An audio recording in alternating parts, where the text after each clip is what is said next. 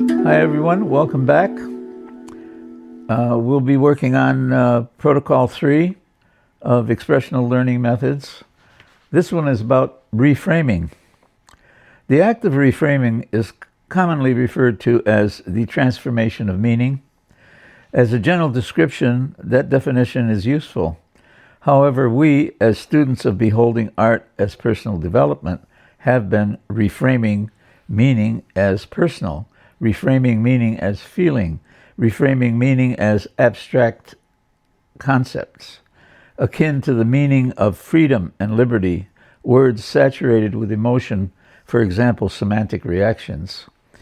Protocol 2 included the enacted example of reframing, that is, deliberate searching and finding, small, abstracted portions, quotes within larger compositions, thereby expressing the parts to whole aspects of beholding, not just seeing or simply looking. In fact, the entire random grid series represents a reframe from very complex and unstructured arrays of lines, colors, and shapes.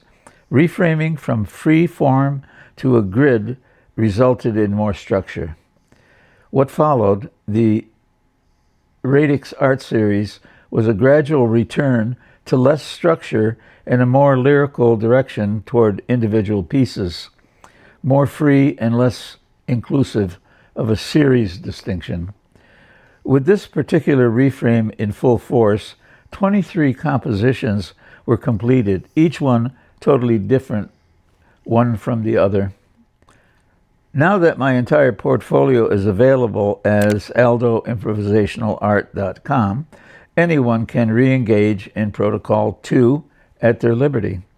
The instructions for this further expansion will be forthcoming, and throughout Protocol 4, an elaboration of my evolution, reframe that is, from music to art to expressional learning will be entertained, hopefully through dialogue.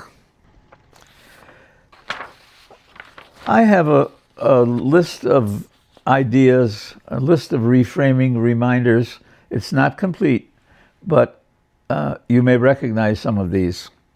From linear jazz improvisation to spatial art improvisation, from improvisation to spontaneous creativity, from mind and body to human organism as a whole, from experience and expression as separate to expression and experience occurring simultaneously, from merely thinking to consciously abstracting, from a recollection to an embodied remembrance, from merely looking to visceral face-to-face contact, from passive seeking and seeing to personal meaning-making, from a blasé attitude to engaging in expressional protocols, from repeatedly uttering "I mean" to the realization that meaning, the verb, is made and felt personally, that meaning is how one makes sense and articulates and discloses their understanding of art and being,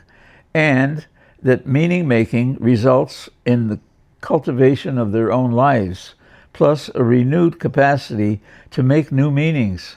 How? By reframing. I said this list is not complete, and I want to remind this audience that if they go through what they've already seen in our series, that they'll find reframing that I missed. I'd like to know what that is. That's why I'm asking that you let me know. What did you find that I missed that we've all reframed thus far? Rob? So what's different in this protocol, Protocol 3, compared to Protocol 2, is you're essentially having less influence on how they're thinking, how they're feeling, based on the questions like we had asked before. But now is really what expression, feeling, or affect do these images evoke, reframing it into a different way, in different perspective, really giving you a chance to feel, and maybe you want to write it down just because it could be easy to forget or lose track after going through a few of these images. And that's what I'm going to go through here. If you have anything else to add, Aldo, of course. I do. What Rob mentioned about the influence, one needs to get the idea of reframing through their own writing of sentence completions and so on, and description. But I'm trying to place the responsibility on whoever is looking at the art to allow themselves to feel these things and to mention what they are. Should mention them aloud. This is an expression.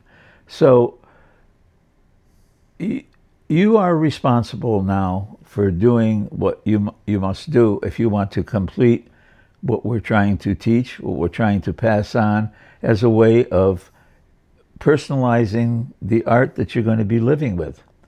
So art is there for you exactly to make contact with yourself. It's about learning from the inside out. Your embodiment of your feelings and memories should be evoked and could easily be evoked if you know that you're doing it. So that's why the responsibility is yours now. We'll discuss more when the responsibility turns to my explaining further what this education is about. There's more to it. Yeah. By the way, the evolution of my work and my personal evolution as an artist will be contained in Protocol 4. It's story-like in some ways, but you may be interested in that evolution because it's visually alive in my art. And when I explain how I moved from one series to another, you'll see dramatic changes in my attitude, and I'll address that. And if you want, you can ask me questions about it. It's an open book. This is an opportunity to personalize art and is really going over everything that we've discussed thus far and applying it within this exercise. So I'll let these images play out. You can do the work from there, pause as needed. And again, we really appreciate you watching and supporting so far. Internal work with that. Thanks, Rob. Well done.